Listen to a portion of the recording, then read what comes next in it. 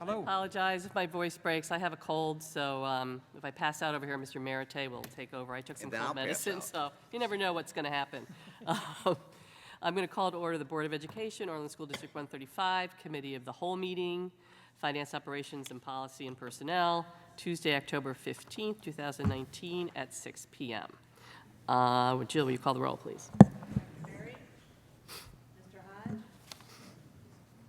Kulak? Here. Mr. Merite? Here. Ms. Peckham-Dodge? Here. Ms. Schreiber? Here. Mr. Shalvey? Here. We have some citizen remarks. We'll start with Stacy Kumpf, parent. Oh, Stacy, hi.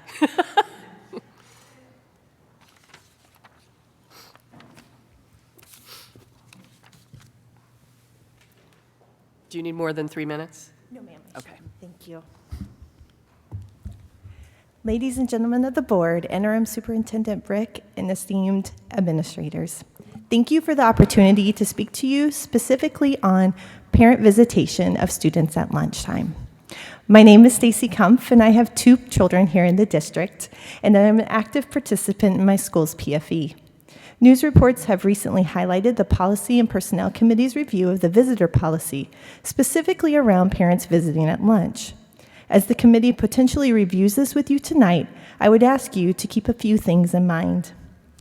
I am a parent who eats lunch with my children regularly. What does that mean to me, and what I believe most parents like me think?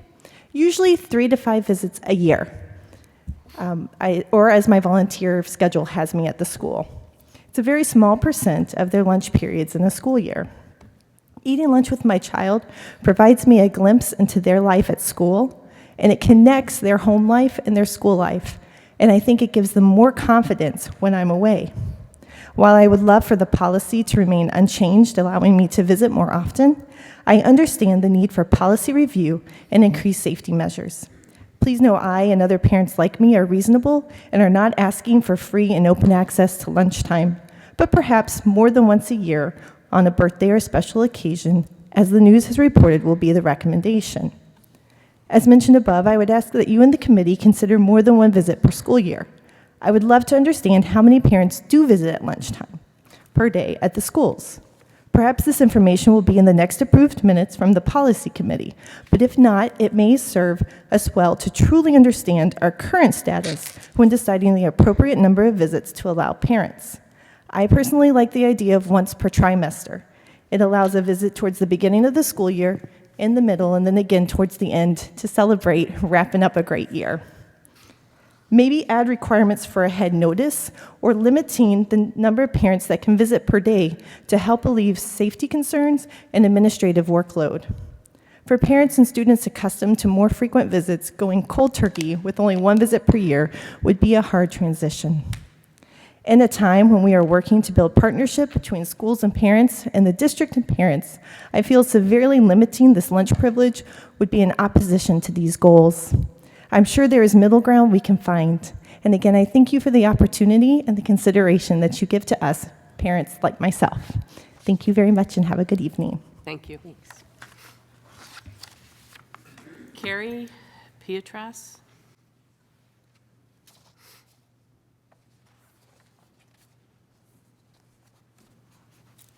Do you need more than 3 minutes? Nope. Okay.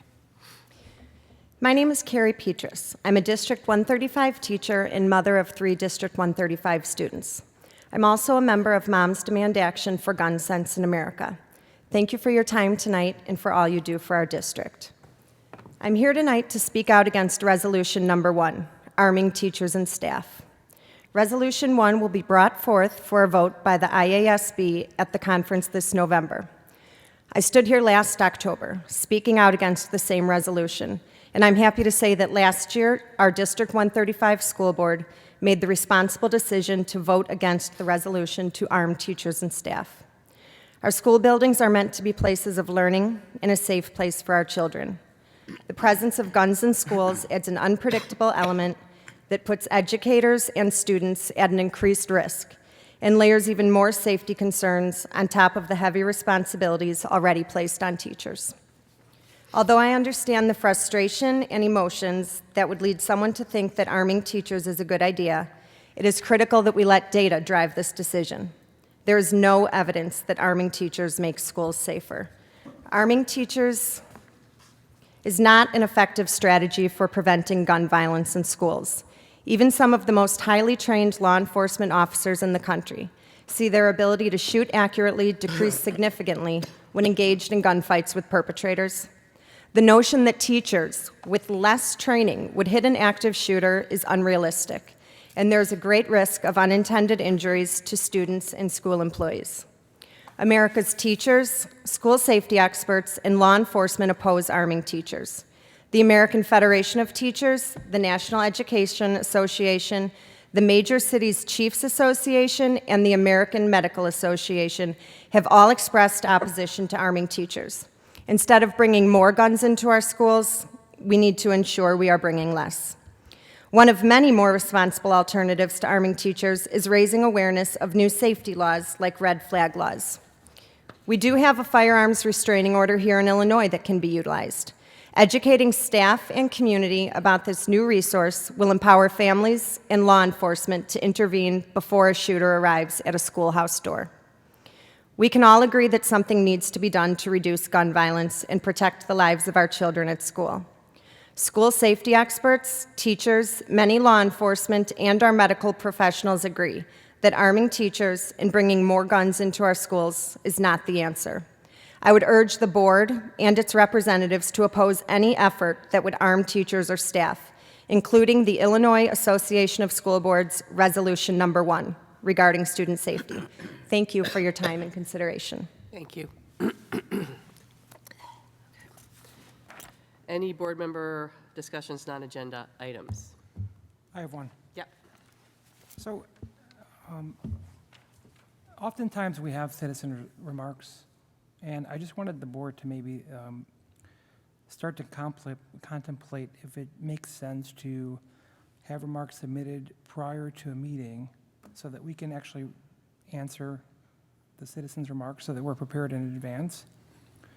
Because I'm not sure that things get answered afterwards, and it's not due to my concern of like any lack of administrative follow-up, but sometimes I think that there's good points made, and our board policy is typically not to answer when citizens make remarks. But I think, or we're saying that, for instance, if there's a financial question, if we have that comment by noon the day of, or by 1 p.m. the day of, and we can look into something prior to coming here, then there's resolve for the citizens' remarks upon their submission of their comment. Furthermore, I think that sometimes, I think that we're all trying to build a positivity around the district. And sometimes when people come up with concerns or things that they're not necessarily excited about that's going on in the district, that leaves with me at least, I can speak on behalf of myself, an unsettling tone of non-excitement when we leave the meeting. And I think we always want to bring some type of positivity. So I'd like to see at least a thought process or some discussion on if a citizen's remark could be presented in advance. And I'm not saying, a week in advance or a day in advance, but even maybe by, a few hours prior to the board meeting. We can't, Tom? You can't require it. You could encourage it. You could get the word out to people that if they want the board to answer their questions, it'd be more effective to submit them in advance. But this is an open meeting, so anyone from the public can comment, and it doesn't have to be shared with us in advance. So it can't be required. Yeah, and I'm not necessarily looking for a requirement, but I think that there could be a better process in place rather than somebody leaving the meeting and not having any resolution and feeling like an audience is, or their peers are excited about what's being said and there's no resolution when they leave. Maybe not a requirement, but an incentive. Like if you can get it to us early, then you might be able to have an answer. I think more than 1 o'clock, though. I mean, you don't know what Prior, you staff's mean? doing. Yes, you don't have no idea what. Yeah, I just staff's working on. I didn't want someone that had an issue on Monday to feel like, when they could still come to the board meeting and present their topic of discussion, but I'd still like to see some of those, like for instance, somebody brought up, electronics. So, what does that mean in advance, and how did that person get a response back to their discussion about, their concern about board members having electronics. Well, in the meeting, we said, yes, we're going to continue to have electronics. That was the response. We responded back, and that. But it would have been nice to know, for instance, that like Mr. Bahula, if I may put you on the spot, like my particular iPad, what was the value when I got the iPad? Was it brand new? I'd have to look at the serial number. We do, not all devices that we issue are brand new. It's like textbooks. I could look at, I'd have to look at What's the initial value, $400? just under, Yeah, so, and I don't want to pick out, I'm using that as an example, but for instance, I felt like maybe the person, and who I believe may be with us today, but may say, if I knew that the value was $200 when the board member received it, or $300, and it was staying with them for 4 years, and the value is really costing the district $80 a year, as opposed to a report being done that Mr. Hodge had requested about a study on paper, I mean, I think we have more, respectfully to him, we have more efficient use of our time that could be used than to find out for reports like that. So I'd like to hear from some of my peers on if they think that this would create some type of resolve for the public and for the board.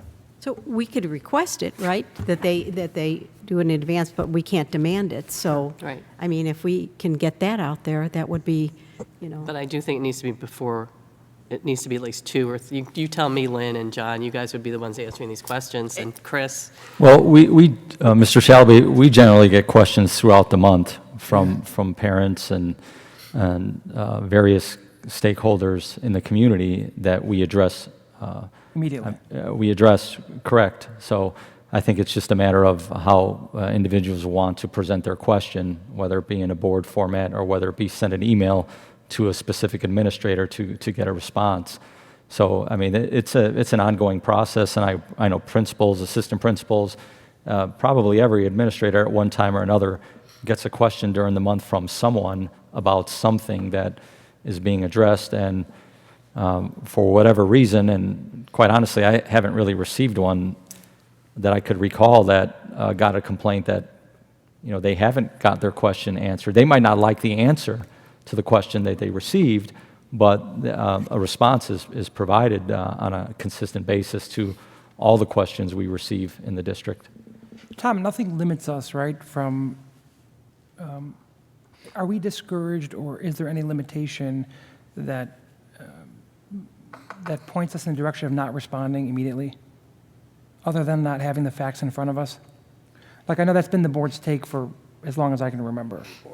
No, but that's just a common practice of not just this board, but That's what my question every was, other yeah. board, Yeah. because you're a board of education that's been, you know, required to put their agenda together at least 48 hours in advance, and you know the items that are going to come before you. People from the public can come up and ask whatever they want. They have a right to do that, or share whatever concern they want to share. And if it takes you by surprise, I think the more prudent response is, we don't have all the facts, but we're going to have the administration get back to you, which is normally what happens. So there, I mean, there's nothing illegal, if that's what you're asking. There's no legal No, I mean, constraint on that seems a little harsh. answering a question immediately, but you have the whole world of possible questions out there. If something comes up that's answerable, I would say, yeah, answer it. Tell them what they want if you know the answer to it. But for full clarity, my line of questioning, because I think you alluded to it, was that it's not to defer comments. It's just so there's resolution to the comments, maybe in a quicker fashion. It's not that we don't want people to speak at a board meeting. It's that we want them to have resolution quicker than, No, I we'll understand. get back to you in a week. I understand it, but oftentimes a question or issue that's presented is maybe more complicated Time-sensitive, than one person sitting there thinks it is, and it needs to have some thought and gather some data, and you have to look at some data. I don't know, it depends on the question, so. It depends on the topic. For instance, the two ladies that spoke today, we haven't even begun discussion about those. Well, they're both on the, They're on the resolutions are agenda, right. So we Lunch is wouldn't, policy personnel, that's still in that committee, so Right, we're not going to it's- talk about that. it's still in the Today. committee. And I had person who emailed me regarding the Teaching and Learning Committee, and you had referred the woman to me, and I had a meeting with the Teaching and Learning administrative staff and resolved it, got back to her, and she was very happy with the results, so, but I went right to Yeah. administration with the question, so. And depending upon the topic, as you've said, there are some things that are quick that we can answer, and I have multiple other administrators in our department that I can't just whip out every single answer. No, yeah. We want to come back and be thorough and respond to what is being asked of us, but yet in a timely manner. I guess it depends is Right. the answer. So I don't It see an depen- issue with doing, Dave, I think Sure. we could do that. and Just let the people thought submit. process to start the wheels turning in that. Yeah, in that so- regard. I think we can just add it on the agenda if you prefer to submit your question ahead of time. We would be prepared to answer it. I mean, I don't even think we need a resolution at this moment. I just think that it's something that we could ponder as board members. Again, it's just in an effort for, Just to make them feel like they're heard. I mean, they stand up there and pour their heart out, and we literally just say nothing. That's, Well, it should be the general assumption, because of the nature of this in an open meeting, that it's going to be dealt with. Every single concern that's brought to us will be dealt with a certain way, and we take it on to the administration that they deal with that. That's because it's not our job, because we aren't to put together those answers necessarily. As far as the equipment and the pricing of the equipment, I know mine wasn't that much. It is depreciated, but I, at that point in time, thought it'd be better I don't make a response, let it come from the appropriate people. So I think we always will do that as far as getting back to people. And some of these things that have been brought up have really been good, solid things that we don't think of, and all of a sudden we start dealing with them. And so it's up to our administration to follow up on that type of thing. Either administration or guide it to the appropriate committee for Yeah, and now that we discussion got the on committees- an agenda. Yeah, now that we It got the could be a committees, building it's, administrator. I mean, yeah. some people come up and talk about things that are happening in a particular building, so it's not just the district office as well. Right. Thank you. So, yeah. So do you want to take that into your communications committee and talk about it and Sure. come up Sure. with a That's the proper recommendation? platform. Sure. Okay, cool. All right. So we'll move on to board updates. We'll start with a superintendent search. So we are, just to remind everyone of what we're looking at, on November 11th, our regular board meeting is going to start. We've changed the time slightly to 3 o'clock because it starts at Center School, and Center doesn't get out till 2:30. So we really don't want to be going in there at 2:30 when they're getting on the buses and all that kind of fun stuff. So we're going to start at 3, start the regular meeting, and then go immediately into closed session to review candidates and talk through how we want to interview and what kind of interview questions we want to ask these people. So that's his first one, not That's November 11th, November, change it to 3? 3 o'clock. Okay. And then we will come out of that, and we will come back into the regular session at 7, normal meeting. And if we need to, when we haven't finished our business, we will go back into closed after our regular meeting. But we will not have a committee of the whole on the November 11th. If we have any committee reports, they can be handled in the regular meeting. On the 14th, then, we have our special board meeting where we're conducting live interviews from 9 to 4. And then on December 2nd, we have another special board meeting where we're going to be conducting second interviews from 12:30 to 4:30. So I just want to make sure that everyone was clear with those dates and the change in time on the 11th. Laura, did you see that? Okay, good. And as I said, the committee of the whole is canceled on the 11th. That's fine. And then the next thing we're going to do is talk about the resolutions, unless anybody has any questions about the search. Any questions? No. No, okay. So for Tara and Dave, just so you know, last year, the same resolution that was just spoken to us about was on the docket, and we voted as a board. We didn't really vote, we just nodded our heads that we were going to say no. And it did not pass at the delegation. My answer's the same, no. So no. the only thing they've really changed in this resolution versus last year is they've mandated, it's probably too strong a word, they've asked for more training of these people that would have concealed carry permission in schools. And in my opinion, I've talked to police officers, I've talked to law enforcement, it's not enough. It's never enough. And you go once every 6 months or once a year, and that is not even close to being enough training for somebody to be in that kind of situation. So when 135 gets to vote in this committee, we're still going to vote? Well, that's why I'm asking Asking, everybody's okay. opinion. And these guys especially, because they weren't I here mean, I last think year. that was on one of our panel questions. Yeah, it was, exactly, And yes. I think it was a unanimous, Yes. absolutely not. Dave? Sure, of course not, Okay. yeah. So, did you guys see anything else in here you wanted to talk about? Most of it's pretty standard. Terry, you and I are the delegates, so we get to go to the meeting. Oh, good. Lots of people will speak about this. They did last time. It took about an hour. So, I mean, it comes from downstate. It comes from school districts that, the response of their first responders it could be 20 minutes. So that's where this is coming from. That's the background behind it. But I still, Isn't that school district 404 where it came from? Mercer County 404, yeah. Yeah, that's what I thought. That's So, south. so everybody's okay with a no? Okay. Absolutely. And are there any others you want to talk about?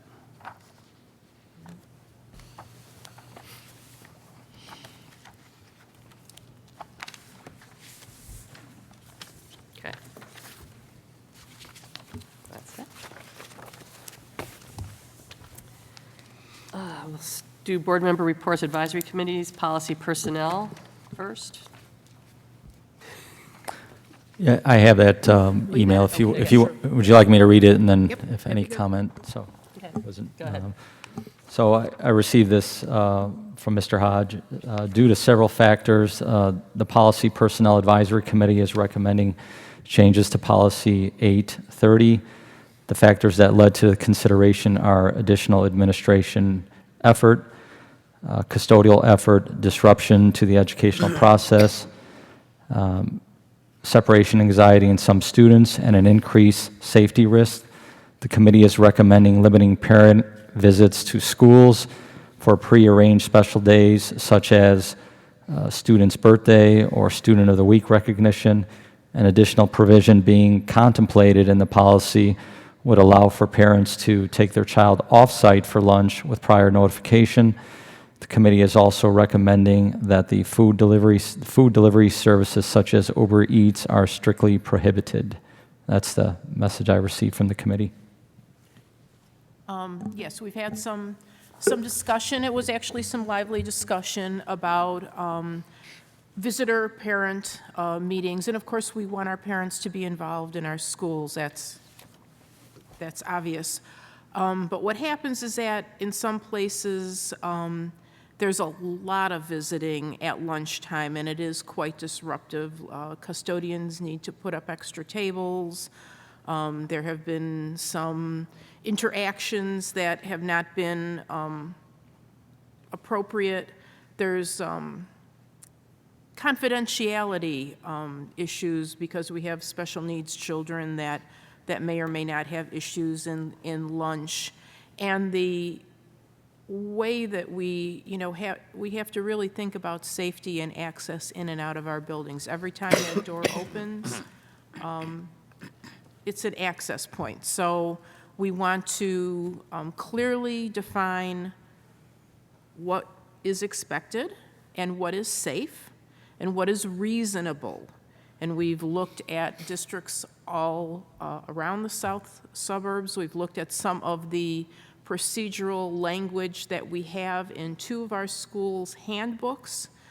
And the committee will craft a revision to that policy that we will then present to the school board for first and second reading. Any conversation, any discussion that is needed. But the committee is unanimous in saying that we want to limit disruption and increase safety issues in our schools. And the point about outside vendors bringing food in is once again clearly having people that we don't know at all coming into our schools is a safety issue.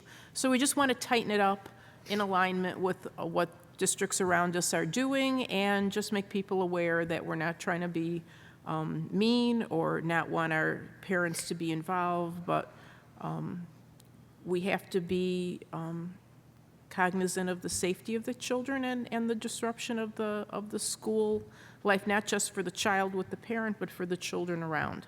So that's what the discussion was, and it was quite good. Do we currently have food delivery coming in? Yes. I ran into one today. Okay. Can I add on to that? So I am a parent who eats lunch with my son as much as my schedule allows. Well, I did until this year. There's a lot of stuff that you said that I feel was directed at me. No. That's not that you're directing at me, but I feel like there's a lot of stuff that happened. There was a lot of bullying going on last year, to the point that my son said he wanted to kill himself because of this, and I had to go pick him up from school. And that was the reason I wanted to sit there, was because I wanted to make sure that at least for 20 minutes a day he was not being tortured, and it was torture. So when you talk about safety and security, the safety of my son was so much more important than me being a security risk, or whatever you want to call it. Hundreds of parents every year they volunteer for these Paul Marts or book fairs or these game days or these PFE events, and never once are they considered a security risk. But yet I can go there and I could volunteer for 2 hours of my time at a book fair, and it's never an issue. But I want to go sit with my son for 20 minutes at lunch, and all of a sudden I'm a security risk, or it's inhibiting his social skills.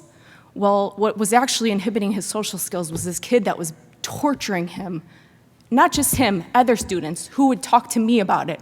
So when you talk about the confidentiality of other children, that the fact that they felt comfortable enough to talk to me about this, and not the administrators who told them, don't tattle, or it'll be handled. Well, it was never handled.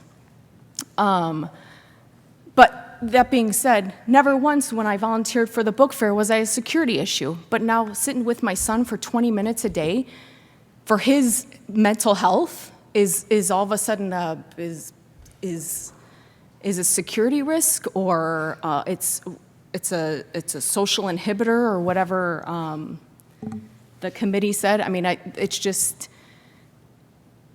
And I don't need to sit with him every day, but if he's having a rough day, or if he is continually getting bullied, for me to go sit with him one day a week or one day a month or whatever it might be, for me to save my son from doing something that could be life-ending, that was my main concern. So, Sounds to me like we have a deeper problem here that deals with the bullying itself, not trying to lessen your concern as a parent about sitting with your son. Absolutely. It sounds like there's a security issue in your mind, a social emotional situation. There was, and now we have the, the email or the text or whatever that, hopefully that is being used and responded to, and so on and so forth.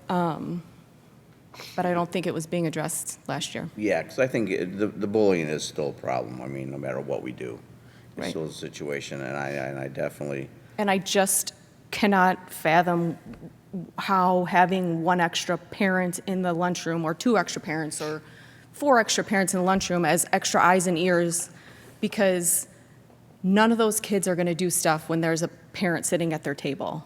They're going to do it when the lunch monitor has their back turned to them, or whatever. So to have 4 volunteers in there, volunteering their time for free that we're not paying, and just being the eyes and ears of the district and making sure that, like, hey, at least for those 20 minutes, like, the kids are on the up and up. Want to respond? No? I'll bring it back to the committee. Do you want to come and talk to the committee about it? Yeah, I think that would be a great idea, Tara, because, you bring a very poignant Yeah, that would be point. You really a good do, point so. to do that. Yeah. And I also think of the parents who work, whose child doesn't have any benefits from their parent coming to eat lunch with them, and it makes them feel bad. And I worry about, and I saw that on Facebook, and I choose to be a work-from-home mom. So I could make twice as much if I wanted to go work downtown in the city for corporate America. But I choose to do what I do from home, making significantly less. And we shouldn't live in a society where it's like, oh, let's all get trophies because we're on the team. So if your parents work and they're not allowed and they're not able to come visit, should my son be penalized? Because they're obviously, I would imagine they're taking better vacations than we are, because their family income's a hell of a lot higher than mine. But should I tell them, I'm not can't take that- addressing it from the stance of that. I'm looking at how that child, the one whose parent can't come for whatever, it doesn't mean they're working downtown and making gazillion dollars. They could have a regular job where they just can't take off to come and have lunch with their child. And I am concerned about the social, emotional status of that child, period. It has nothing to do with income or how someone, I didn't even consider that. It's the child whose parent can't come because they have a 9-to-5 job they have to be at, and whatever it is. I mean, I was definitely guilty. I mean, when my children were more in K2, over at Center School, and even in Meadow Ridge, every birthday, I was there, basically because the boss told me I was going to be there. And I was fortunate to be retired, but I did sit with them. I brought them, and I thought about all those things about the kid that couldn't be there and this, that, and the other, and type of thing. But for those special, and I think it's part of what you're discussing, special events. You're not talking about a no visitation whatsoever. You're talking about special event. I thought it was important for that, but I can also see the point again of the limitation of those many visits. And parents have the right to take their child off campus for lunch. Yes, they do. And but as we all know that, I mean, yeah, it's good, but There's not a lot of time. not a lot of time by the time you get them in the That's car what I do now. and leave and go wait for it. I think you run out of time, and you definitely don't want a child missing educational time because of that. But so I'm just as guilty about it. I never even thought about it. I thought it was just something that I had an opportunity to do, and I did it almost every single time. So it's like, now when they get into junior high, it becomes a little, they don't want to even see me. But before that time, I did that type of thing, so. But I also think you should talk to the committee. Yeah, I There think you should be should. I as think many you should. voices, and also I do see having a child that was bullied, and we try to deal with as much as possible, but they are very smart, that there's a few deeper issues that are going on there that need to be dealt with, as opposed to if you don't feel your child's safe. That's a problem, that you don't feel your child's safe in that environment too, and that's a problem that we need to look at too. Definitely. Anything else from the policy personnel? Okay. Move on to finance and operations, and Mike and John jump in if I misspeak. Okay, we talked about a number of things at our last meeting. The first was scope. Scope is, I'm not going to read what the acronym means, but it's basically our lobbying organization.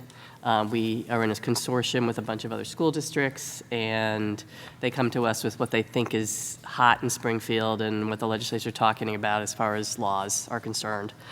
So some of the things that they discussed, I just wanted to bring it to everyone's attention here, because we brought it to the attention of the Finance Committee. With our governor having the referendum on the ballot in November to change the property taxes in the Constitution, not property taxes, the income tax, having the adjustable income tax in the Constitution. He is talking about throwing a carrot out there of freezing school property taxes. Only school property taxes. Only school, only Yes. school. So I think this is one of his ways of, let's get people to vote for this if we're saying we're going to do that. So that would have an adverse effect on us and on most of the people in this lobbying group. The next thing we talked about was school consolidation, consolidating districts. There are, 800 and something districts in the state of Illinois. There are many districts that probably could be consolidated. I mean, I'm not against this per se, but what I am against is them looking at a district like us and trying to shove us together with 230 with all the feeder districts. And, people say, oh, we're going to save so much on administrative costs. Well, not necessarily. And we're also not going to save money because the contract would go to the highest common denominator. So whoever has the highest salaries and step increases, that's where all the contracts would go. So we would definitely have issues with that. So the scope folks are going to run some real-life scenarios, looking at some districts, just to share with the legislators and say, look at, here's 230, here's a couple others in our area. This is what, for us, we don't think it makes sense. For the two, one school districts downstate that are within 50 miles of each other, yeah, it probably does make sense to put those together. So that's something we discussed. And the other thing that, this comes up every year, it's the whole pension, throwing the pensions over the fence and having the local districts responsible for funding the teacher pension. So that's another piece that's back up again. We talked about the levy. The committee wanted to sit with all the information. They got a lot of information about the levy. So they wanted to make the recommendation from the next meeting, which is in November. We also talked about the National School Lunch Program, our trial, which is going on right now. Don't know if anybody has any comments. Who has kids in the schools, Mr. Merritt? Well, last night, the 8th graders got back from Washington. As anybody is 8th grader, they're pretty useless the next day. Yes. Okay, but I make all my kids go. Today, I gave them a period and a half. A lot of kids came about an hour and a half late, but they went to school. And when my son got home, he was not happy with me. And because he was attacked, not attacked, but his friends attacked him about what the heck did we do just happened to us. And it's like, and I had forgotten. I'm sorry, I had forgotten. I told him, first thing I said to him, just take the hot lunch today, because I just wanted to get him out the door. Not even thinking what day it was. And obviously he's gonna have a lunch made for him tomorrow and the next day. But they had a great idea. They said, Mr. Merite, why don't you come to Century and why don't you work in the kitchen and cook up some of your famous French toast and bacon for us tomorrow so we can have something to eat. Famous? Now, that was in jest. It's very famous. Famous, Mike? Very, Famous, they yes. eat a lot at my house. But anyway, the whole point was they just said it in jest, sorta, I think, because some of these kids, they were not happy with what happened. But what we have to look at very carefully is that we have 2 more days. Parents have to be aware, and somehow with the long weekend, we might have forgotten, even though that I'm sure we had it out a lot. It was out there, but It was out there, but not enough. I don't know that there was a reminder. And then maybe there needs to be another reminder out for tomorrow if we can get that out so fast. Jen, I don't know how quickly we can get anything out. The third day of the pilot. Done. Okay. Okay. Well, I'm old, so I don't know What was the that. meal that he ate? What was the meal he ate? And plus So in disdain. it was, they had pizza Right? that he described as 7-Eleven pizza, that, the old, I don't know, remember the old square kind that used to be there on a, cardboard, yeah.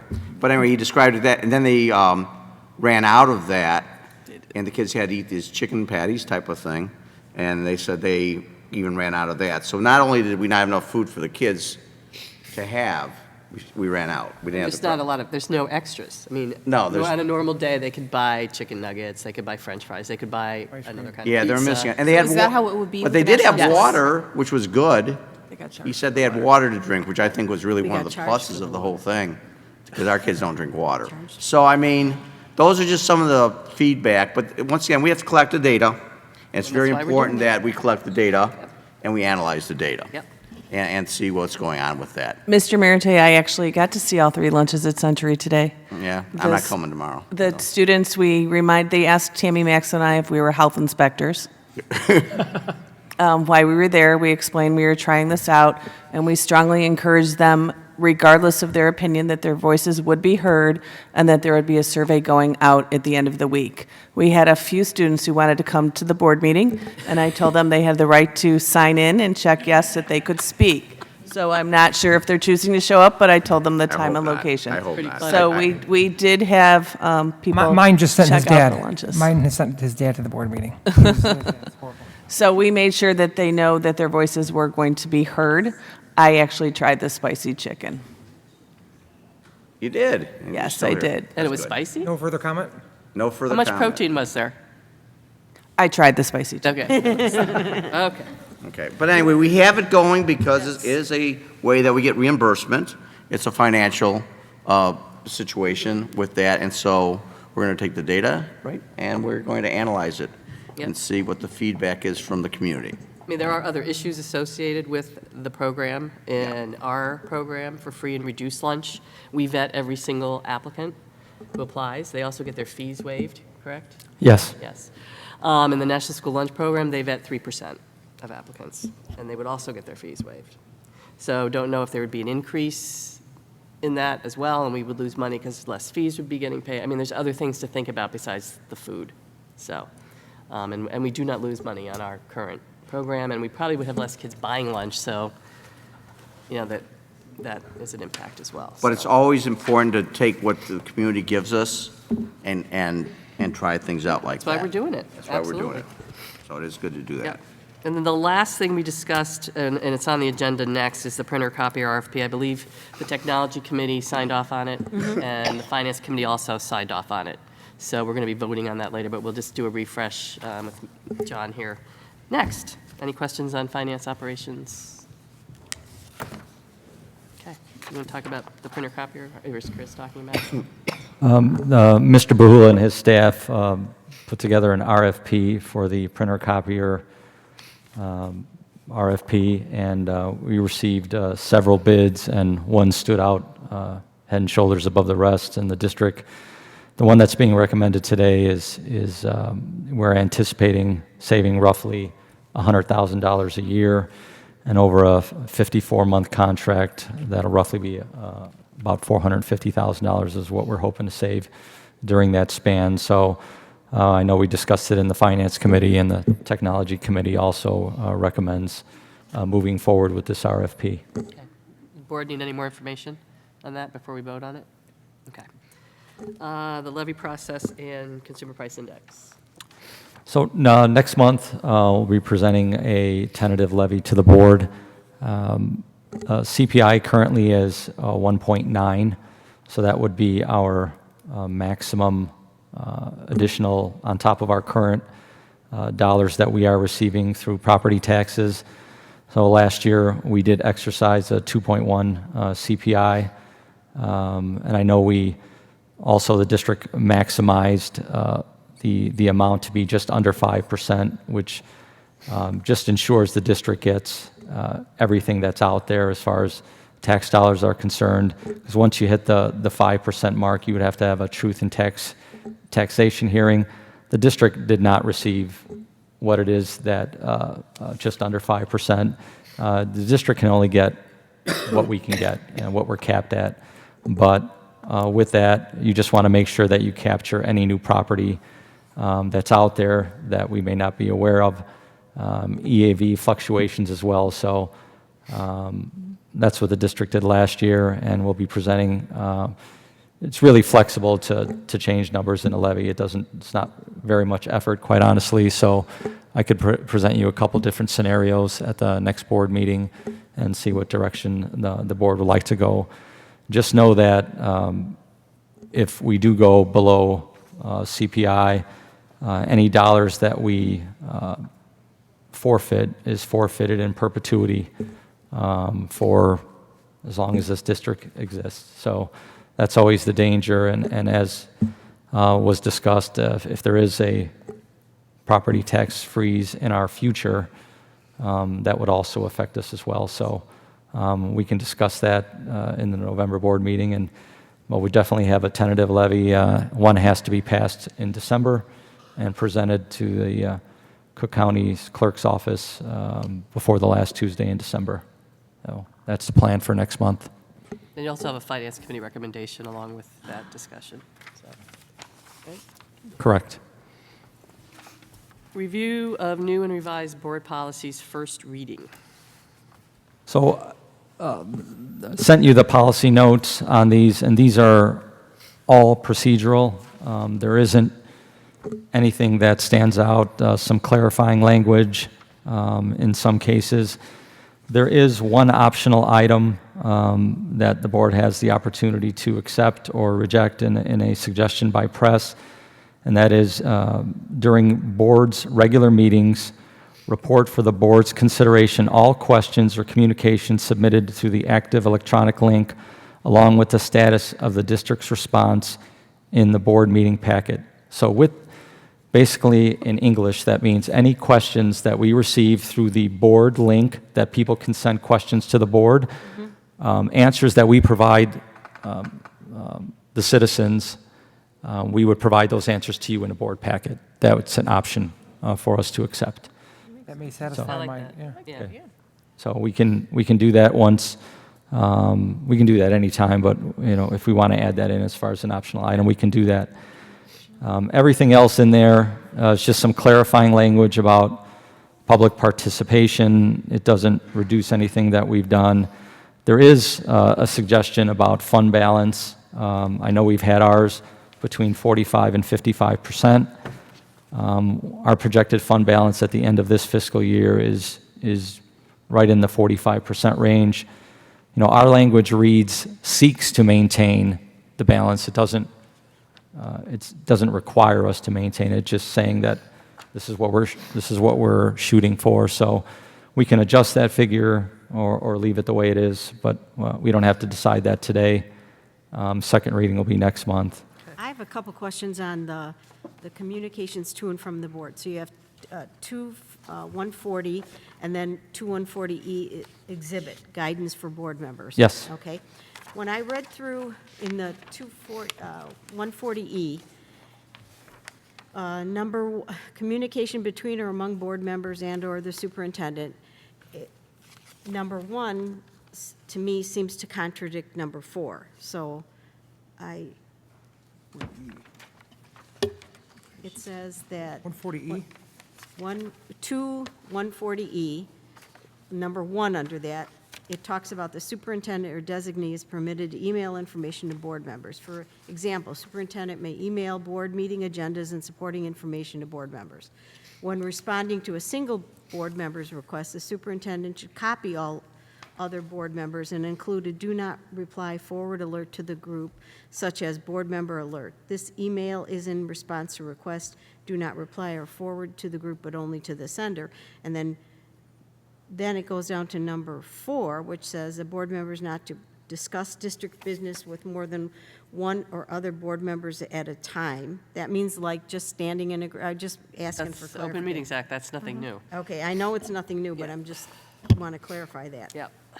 So it also says, and this has always been in there, a board member should not facilitate interactive communication by discussing district business in a series of visits or with telephone calls or emails to board members individually. So say I have a question or someone else has a question, what I've been doing is directing it to the appropriate department. Is that what this says? That's what I'm asking. Well, it sounds, from what I gather from number 1 is that when a board member asks a question, let's just say to me, I should not just respond to you, I should respond to the entire that's what that board, means. so everybody has the same information, and certain board members aren't the only ones that receive that information. Don't respond to all. Correct. All right, just, you send that alert that you're getting this, you say do not respond at the end. Correct. It's a way to get everybody the same information. Okay. Yes. That's what I'm, all right. All right. So in the second paragraph of number 1 says, board members are permitted to discuss any matter except district business with each other, whether in person or by telephone or email, regardless of the number of members participating in the discussion. Does this prohibit, this whole section, does this prohibit the board president from calling me about an issue or not? I don't believe so, Tom, no. It's just not written very well. It isn't. Okay. It isn't written well. It doesn't prohibit that at all. What it's trying to say is that if 2 board members have kids on the same baseball team, you can go to the game and talk about the team and share snacks and do all that stuff. You're just not allowed to talk about district business when there's a majority of a quorum. And a majority of a quorum of this board is 3. So 3 people can't talk about district business except at a meeting. And that talk about includes electronic communications. Okay, So- this is so I mean, it's. It's not clear, yeah. It's not clear. So maybe Hopefully we, my explanation was. it was, All right. but this was not, so, okay, thank you. Okay. We through those? Any questions on the first reading? 5-year review? No. Those are just for us to review and just Okay. business as usual. Okay. Did these go to the Policy Personnel Committee to look at? They have not this round, but I know there's plans for the Policy and Personnel Committee to conduct the first reading, and the board would receive the second reading. I think that's the plan. That isn't the plan? No, that is Okay. not the plan. We do not want to give up the right of the board to do first reading. We Okay. can share the information after the first reading if there's any questions or clarification, but the committee does not supplant the board's first reading of anything. I agree with that. Okay, I want to go back to those communications and things. Now that we have parent advisory committees, the same things apply, correct? Yes. Yes. Yes. So maybe we need to have that in policy. Well, it needs to be explained at each committee meeting, and. For sure. Well, we had the And- meeting that it wasn't it explained? I was Yeah. not at Training. Percy's meeting, but, I think in, Condensed version. okay. and, and social media. Well, yes, we have to remind. I think that, can yes. that be put into the policy? Because we can put our own stuff in our policy, right? We can. I think some reference to social media, the Facebook things and tweets and whatever you do, pigeons, whatever, can't, if you're on the committee, you can't be on Facebook talking about the school committee, district yes. stuff. That's a great point. Yes. Because there's times that I get tagged, and I feel really bad by not responding that I'm tagged, but sometimes Linda and I and Mike, and I'm not singling anybody out, or Laura, who's on social media, or Tara, whoever's not, sorry, but you're tagged, and it's like, we can't start a discussion there. And Right. people don't realize, like, oh, these guys are not answering what Not what we're answering, tagging right, them. and you can't. And that's intentional, not out Right. of lack of No. respect. Yes. You're What's prohibited. prohibited is contemporaneous electronic communication, whether that's by Facebook or conference call or group email, or whatever they invent tomorrow for people to have Right. unnecessary communications with each other. That's, if it's a contemporaneous thing, that can be an open meetings act problem. And it doesn't have to, tell me, you're the attorney, it doesn't have to be like negative stuff either, it could just be stuff, right? That It's you're really anything not, having to do anything, it with doesn't have to be the negative business stuff, it of could the- be Oh, no. good Yeah. stuff. Exactly. It's anything with the business of the district. Stuff, just stuff. Technical term. Stuff. We'll have some additional language drafted for Yes. And then, next yeah, meeting. then we can share this with the committee, that would be Will do. great. Yeah. That would be great. I did want to add one thing on the superintendent search that I wanted to bring up, and that is we have 19 finished applications. We have 36 in process. So we're up over the 50 mark, and they're very pleased. They said we're ahead of the game here. And there's so many in process because their process is you have to submit your letters of reference, your references, and sometimes to get those updated takes some time. The other thing is we do have people from other states besides Illinois. She mentioned Texas, Georgia, Ohio, Oklahoma, North Carolina, Montana. So, we have folks from all over the country applying. I just wanted to mention that.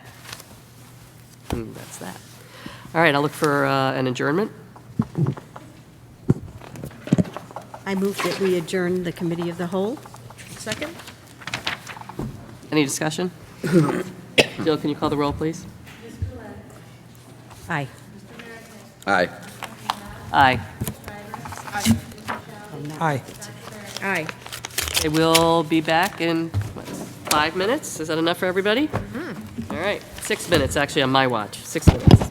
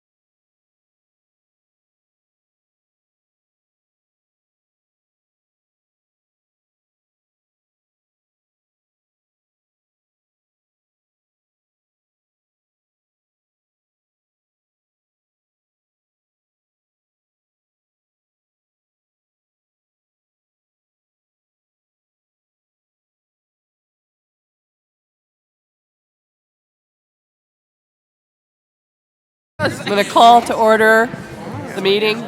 Weapon is hot. Hello? You gotta get it a little closer. I'd like to call to order the meeting, please.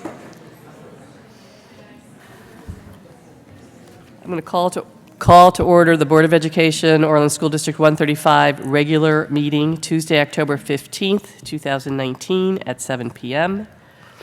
Jill, can you call the roll, please? Here. Here. Here. Here. Here. Here. Shall we rise for the Pledge of Allegiance? I pledge allegiance To the flag of the United States of America and to the republic for which it stands, one nation, under God, indivisible, with liberty and justice for all.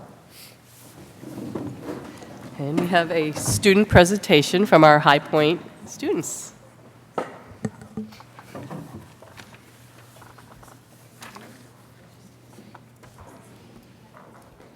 you want me to read the description for you guys?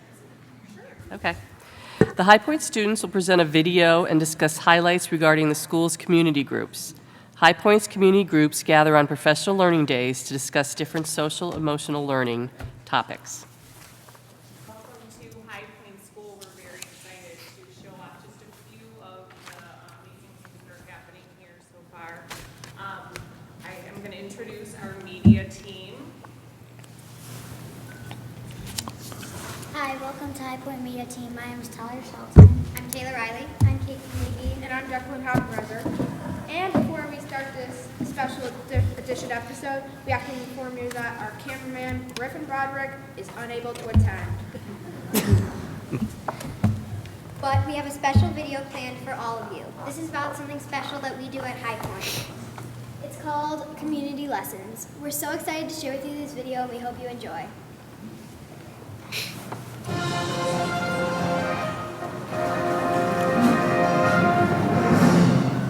Good evening, and welcome to a special edition newscast from HPTV News. My name is Kate Kanady. And I'm Talia Shelton. We are so excited to share with you something special that we do at High Point School, community lessons.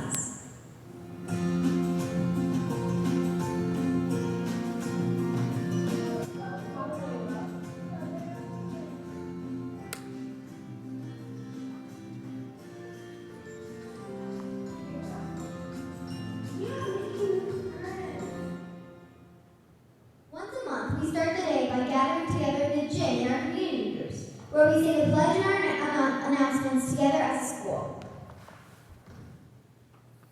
Now we see kids entering the gym for our community lesson today. They look excited? Community don't look that excited, but they are!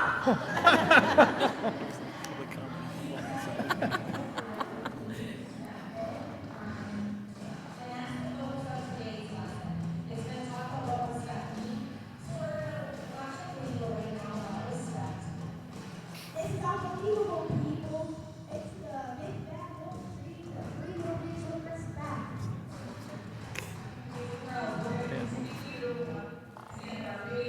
Afterwards, we have our community groups to work with our community group teachers to continue the lesson. How are community groups put together? If you're number one in your homeroom classroom, then all the ones, all the homerooms in all the different grades will come together as a community group. All the twos will come together.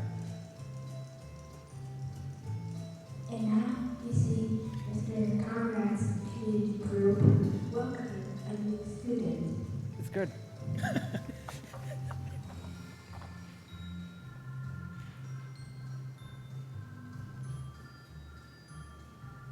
We are rolling dice and short about how to service. Rolling dice. How do you feel it's important to include a mix of kids from different classes and grade levels in each community group? It's important to us here at High Point School that everyone is part of our High Point community. All of our community group lessons help teach social emotional learning to our students. What's that? Let's check in with our social worker, Ms. Hayes, to find out how community lessons help teach social emotional learning. What does that mean? Social emotional learning has a lot of different components.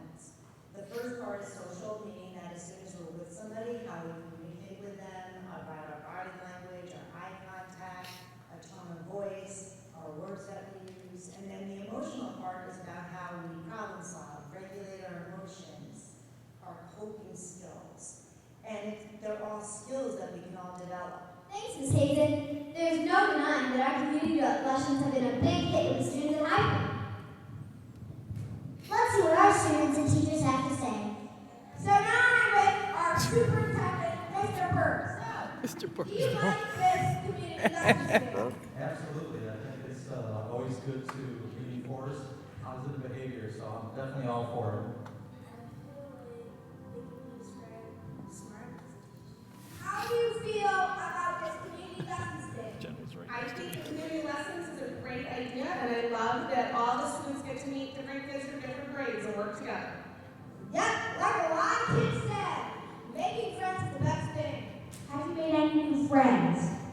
Yeah, I've made a lot of new friends. So, do you like these community lessons? Yeah, I like them a lot. Why? Because they teach everybody like the importance to do stuff, and that is right. You have to learn about the important stuff in life. So, Ms. Wheeler, why did you create the community groups in the first place? We really wanted to bring our High Point community even closer together. We really like the idea of bringing 3rd, 4th, and 5th graders all together so you can kind of make connections with different students, but then also another adult that maybe it's not your classroom teachers or a teacher that normally you don't work with. So it makes a large community a lot smaller with our community groups. This newscast brought to you by the High Point Media Team.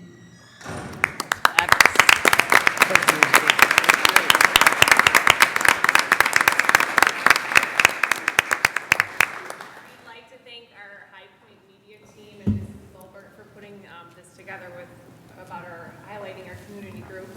But we'd also like to thank Mrs. David, Mrs. Bukowski, and Mrs. Hannigan. They put together our lessons every month, and it is a combination of looking at our PBIS referral data in our schools, seeing what kind of behaviors and expectations we have to talk about, and then also looking at our social emotional standards. So thank you to them for putting those lessons together, and thank you to all of our staff because they all come together and every staff member is part of the group. So it is really a great thing. And we have one more thing. And how this was showcases a little bit of the innovation that happens here at High Point in all of the 10 schools. And High Point and Liberty yesterday found out we were recognized again as Apple Distinguished Schools, so we're really excited. Excellent. That's great. So, yes, that's something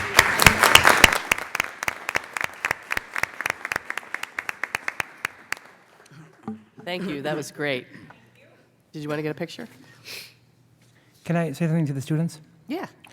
Mr. Hodge and I both attended High Point, but we were not nearly as cool as the four of you. Still aren't. Still aren't. And we yeah. still aren't, actually. Yeah, we still aren't. That's okay.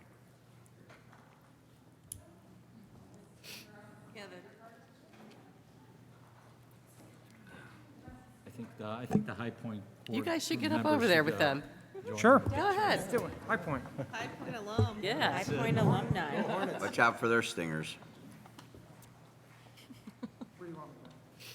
Old stingers.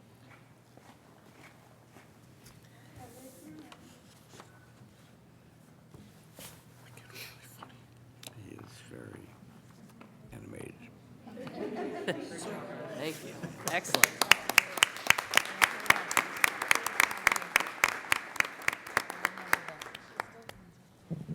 Right. Next on our agenda is citizens' remarks. We have Alan Castengren.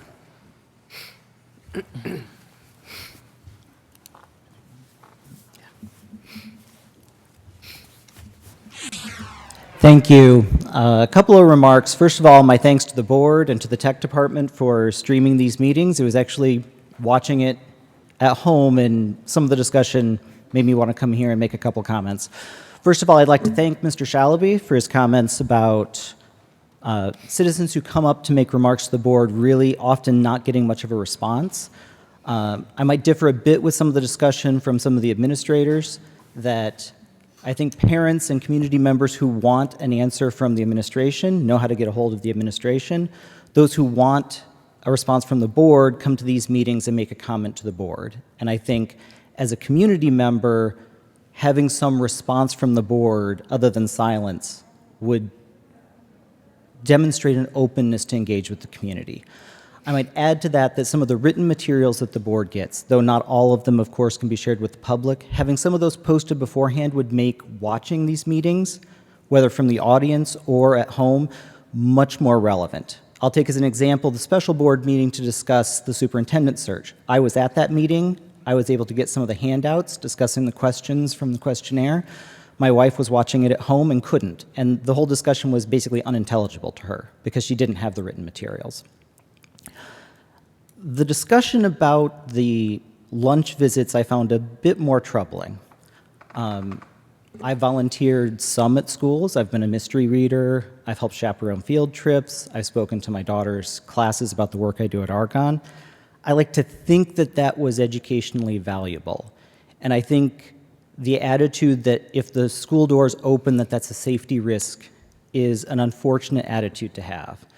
Of course, safety risks can come from within the school as well as without, from teachers, bus drivers. We've seen that in this community already. And with all due respect to the board, this is a district that's running over $1 million deficit. At the COW last month, there was a discussion of test scores. Third graders taking the IAR, 55% of them are meeting or exceeding grade level expectations. By sixth grade, that number is 32%. That, I think, would be a far more important subject for the board committees and for the board in general than thinking about lunchroom visits, with all due respect. Thank you. Thank you.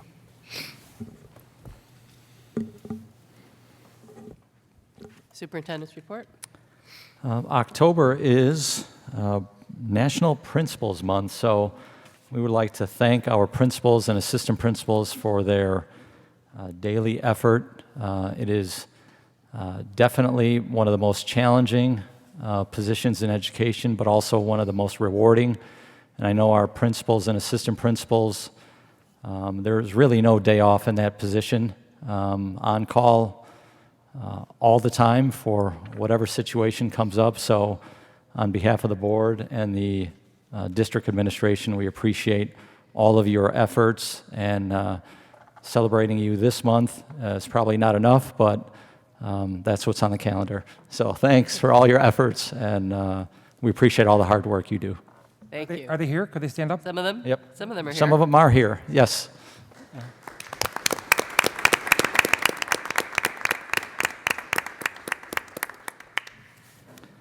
Veterans Day activities. There are a slew of Veterans Day activities scheduled throughout the district, starting on, I believe, Thursday, as soon as Thursday, November 7th, and then culminating with a breakfast that Century holds later in the month of November. So I know the board has information in their packet as far as all the activities, and I'm sure that parents and students and faculty all put a lot of hard work into putting these activities together. So if you're able to attend one of those, I would highly encourage it.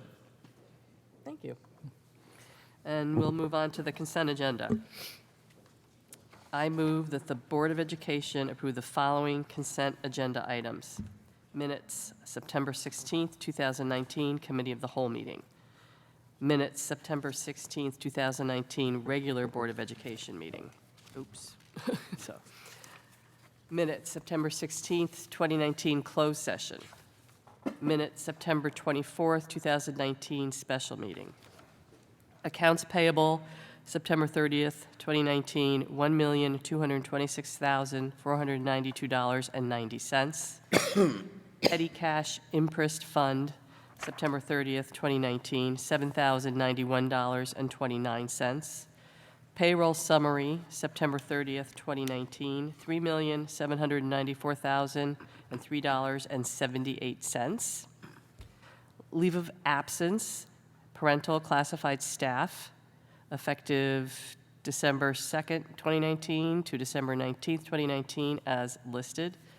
Acknowledgement of receipt of retirement classified staff, effective as indicated. Resignation certified staff, effective as indicated. Resignation classified staff, effective as indicated. Substitute call list, effective as indicated. I second. Any discussion, anything to be removed from the agenda, the consent agenda? No? Call the roll? Aye. Aye. Aye. Aye. Aye. Aye. Aye. Move on to board motions. First, retirement certified staff. I move that the Board of Education accept notice of retirement subject to the terms of the collective bargaining agreement for the following certified staff effective as indicated. A second? Any discussion? Jill, call the roll, please. Aye. Aye. Aye. Aye. Aye.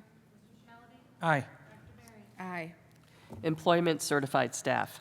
I move that the Board of Education employ Colleen Lusk, Early Childhood Park, effective 9/26/2019. Second. Any discussion? Jill, call the roll. Aye. Aye. Aye. Aye. Aye. Aye. Aye. Employment classified staff. I move that the Board of Education employ the following effective as indicated. Isama Hamadan, Lunchroom Playground, Liberty, 10/8/2019. Martin Milosevic, recalled employment. Night Helper, Centennial, OJ, Owner Junior High, effective 9/26/2019. Nikki Osborne, 1-to-1 Health Aid Center, effective 9/27/2019. Fatan Farazik, Lunchroom Playground Center, effective 10/3/2019. And Faram Wadan, Lunchroom Playground, Liberty, effective 9/18/2018. Second. Any discussion? Jill, call the roll. Aye. Aye. Aye. Aye. Aye. Aye. Aye. RFP printer copier services. I move that the Board of Education approve the proposal submitted by Imagitech for printer copier management services effective January 1st, 2020 through June 30th, 2024, as presented. Second. Any discussion? Jill, call the roll. Aye. Aye. Aye. Aye. Aye. Aye. Aye. And board member reports and requests. Anything?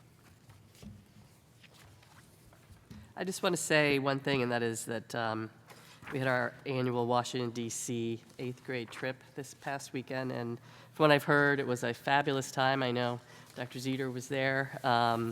My son went and had a blast, and I just want to commend the 3 schools and the staff that helps put this together and actually goes on the trip with the kids. I just, they're as tired as the kids when they get back. I know the kids are exhausted, so it's a great trip, so thank you. That's it? All right, we'll look for a motion to go into closed session. I move that the Board of Education adjourn to closed session to discuss student disciplinary matters or other matters related to individual students, pending, probable, or imminent litigation, collective negotiating matters, the appointment, employment, compensation, discipline, performance, or dismissal of specific employees or legal counsel, and review of closed session minutes. Second. Any discussion? Jill, call the roll. Aye. Aye. Aye. Aye. Aye. Aye. Aye. Well, we're not going to have any motions coming out of closed session, so there's no reason for you to say unless you really feel like sitting in here.